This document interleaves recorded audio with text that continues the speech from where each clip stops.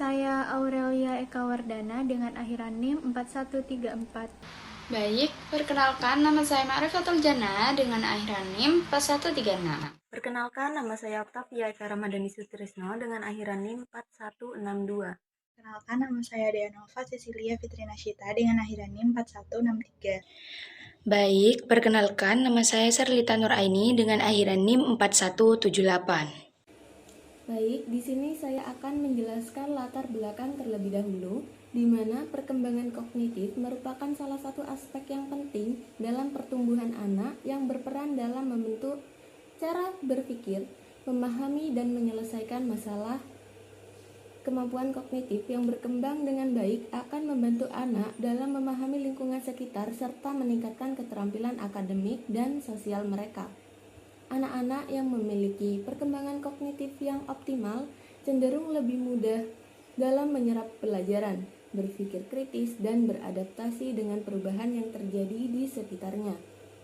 Oleh karena itu, orang tua, guru, dan pemangku kepentingan lainnya di bidang pendidikan harus memiliki pemahaman yang menyeluruh tentang perkembangan kognitif anak, terutama di tingkat sekolah dasar. Rumusan masalah yang pertama, apa pengertian dari perkembangan kognitif? Yang kedua, menurut para ahli, bagaimana perkembangan kognitif, khususnya PISA dan Vygotsky? Yang ketiga, apa saja tahapan dalam perkembangan kognitif pada anak? Yang keempat, faktor apa saja yang berpengaruh terhadap perkembangan kognitif anak? Yang kelima, bagaimana perkembangan kognitif anak pada usia sekolah dasar dan bagaimana cara mengoptimalkannya?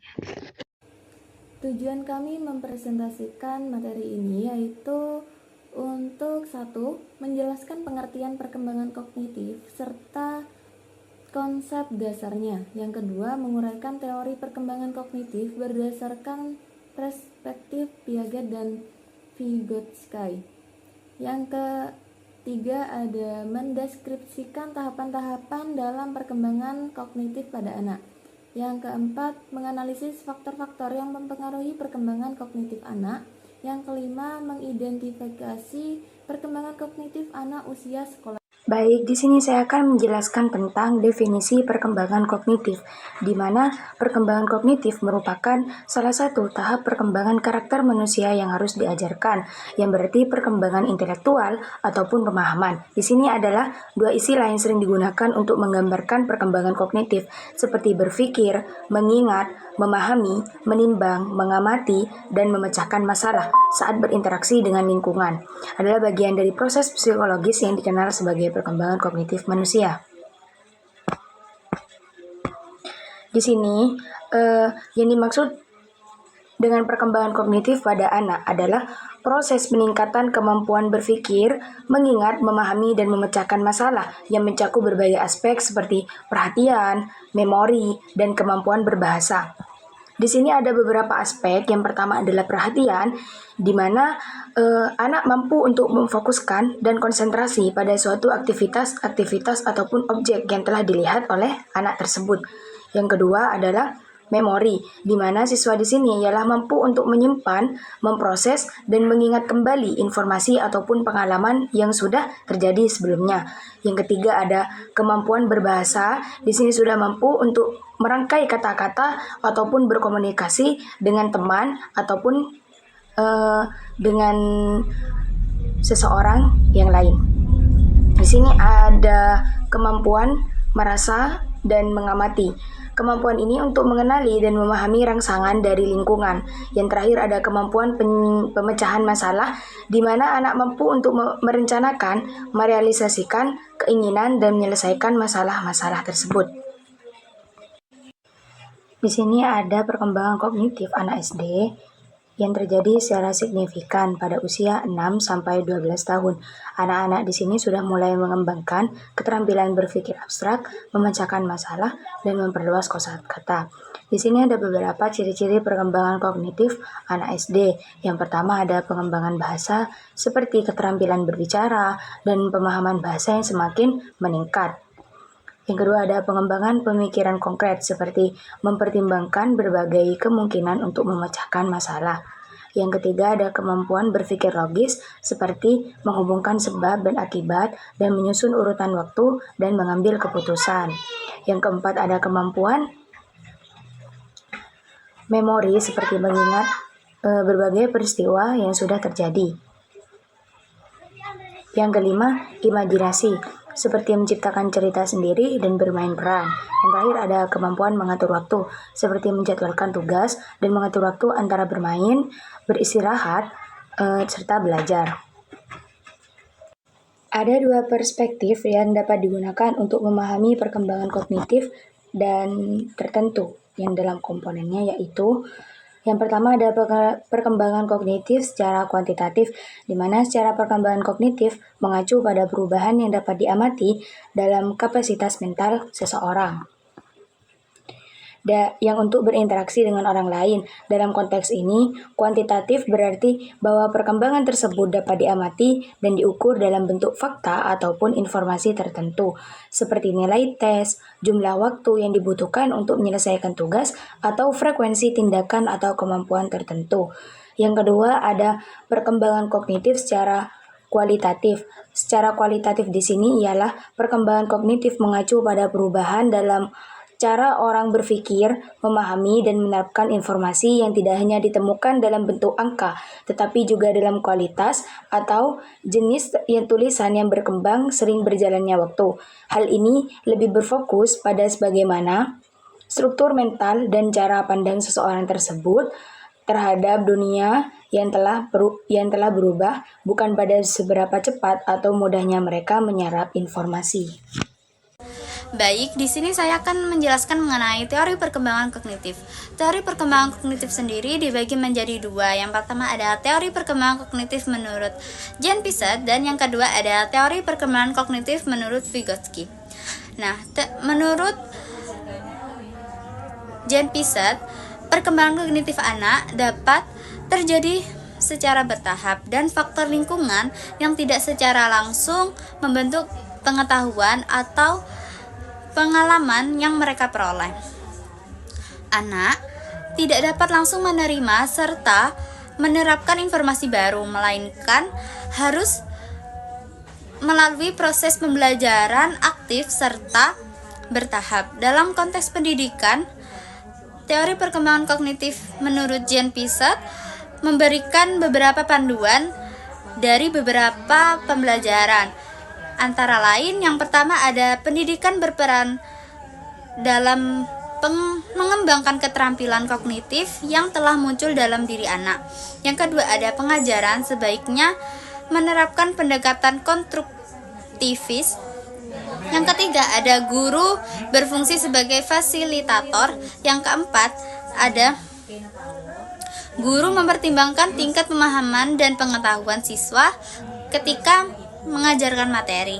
Yang kelima ada pembelajaran sebaiknya dirancang agar berlangsung secara alami guna mendorong perkembangan intelektual siswa. Dan yang keenam ada evaluasi harus dilakukan secara holistik. Selanjutnya saya akan menjelaskan mengenai teori perkembangan kognitif menurut Vygotsky.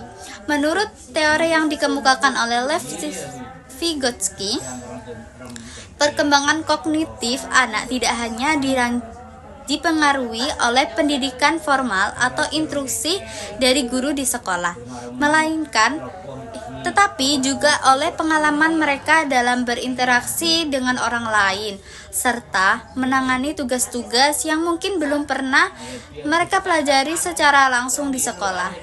Terima kasih. Yang pertama ada tahap sensori. Pada tahap ini, cara berpikir anak mulai melibatkan panca indera seperti melihat, mendengar, bergerak, menyentuh, dan merasakan.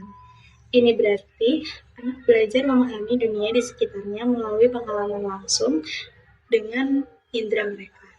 Menurut Piaget, tahap ini sangat penting untuk membantu perkembangan pikiran dan kecerdasan anak.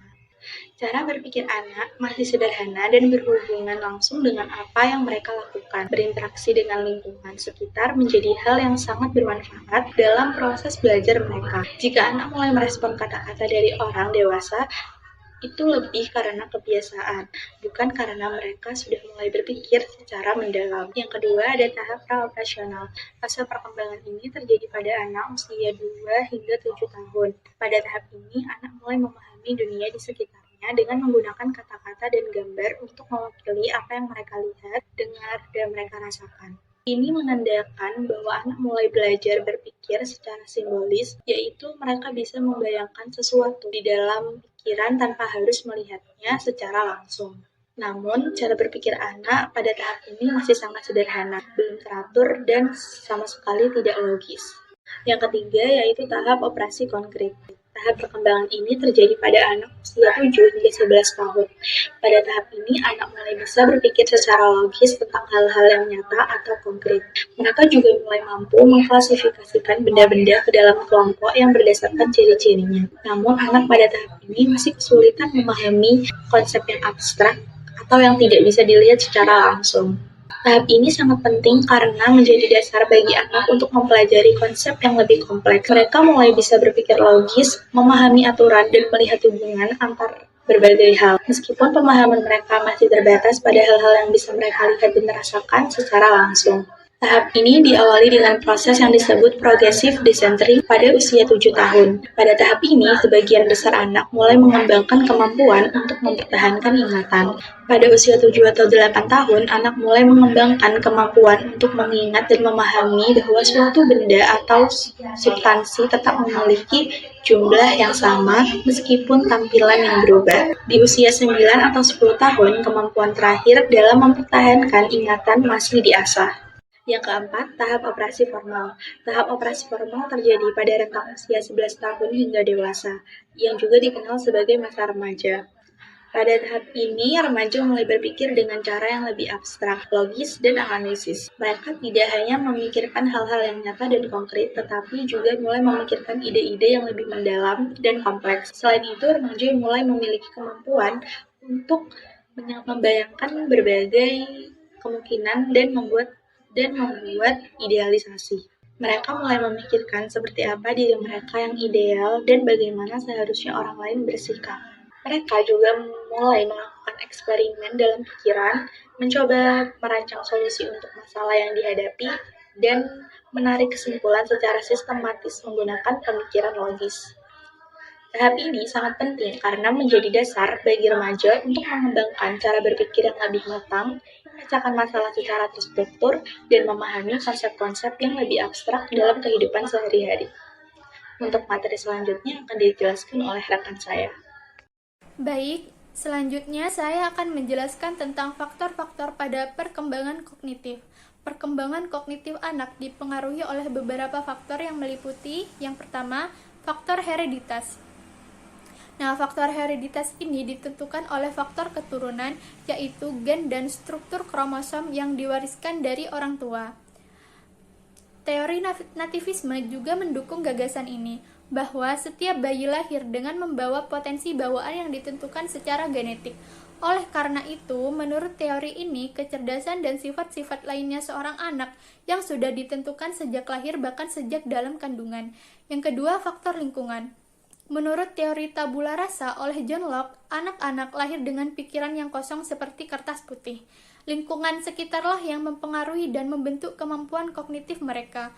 Oleh karena itu, kecerdasan anak sangat dipengaruhi oleh faktor-faktor lingkungan seperti pendidikan, budaya, pola asuh orang tua, dan pengalaman sehari-hari. Yang ketiga, faktor kematangan. Kematangan anak berhubungan erat dengan perkembangan fisiknya, terutama perkembangan organ-organ yang terkait dengan proses berpikir, seperti kematangan sistem saraf otak.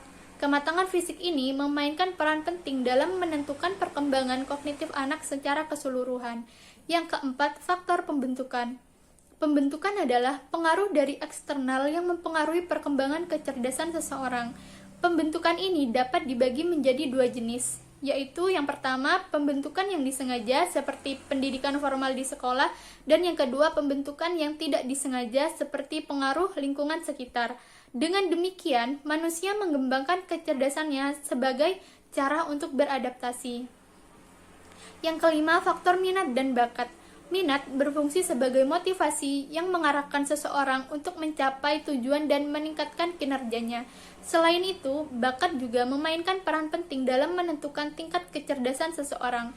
Dengan kata lain, seseorang memiliki bakat tertentu, maka mereka akan lebih mudah dan cepat memahami dan menguasai materi yang terkait dengan bakat tersebut. Dan yang keenam, faktor kebebasan.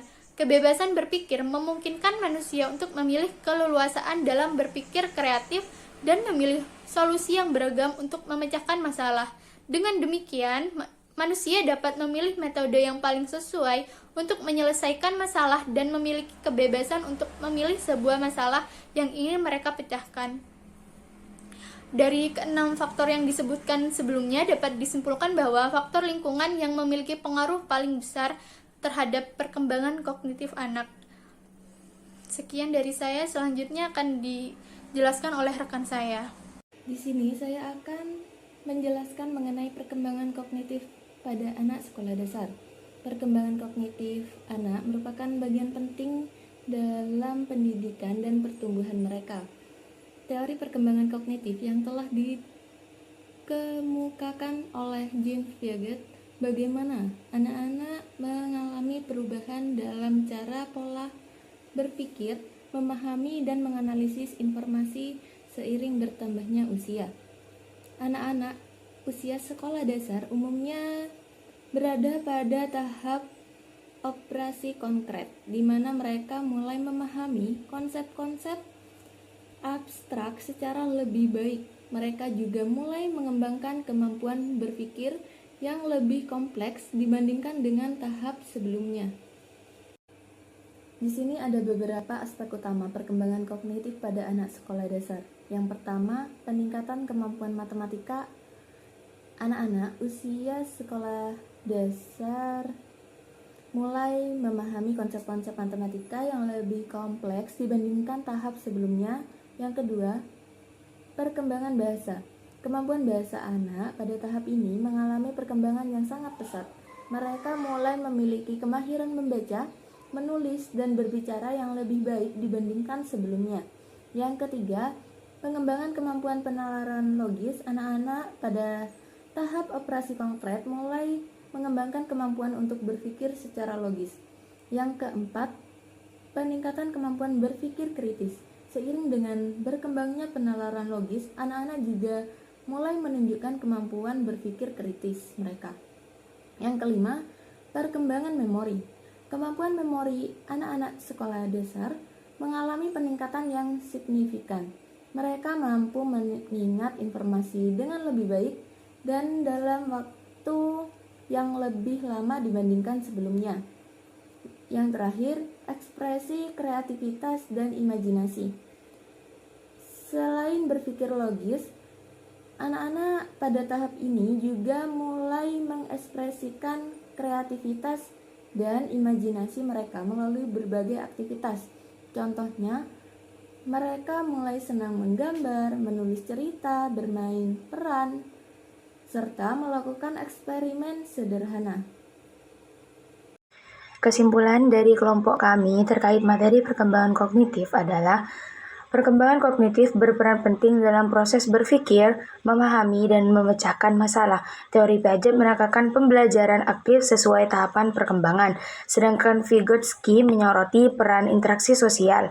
Faktor seperti lingkungan, keturunan, dan kebebasan berpikir yang mempengaruhi kecerdasan anak untuk berkembang dari berpikir konkret ke abstrak seiring usia. Dengan peningkatan kemampuan kritis dan kreatif di masa sekolah, oleh karena itu, pendidik dan orang tua harus memberikan stimulasi dan metode pembelajaran yang sesuai agar anak dapat mengembangkan potensi secara optimal untuk menghadapi tantangan di masa depan kelak. Cukup sekian.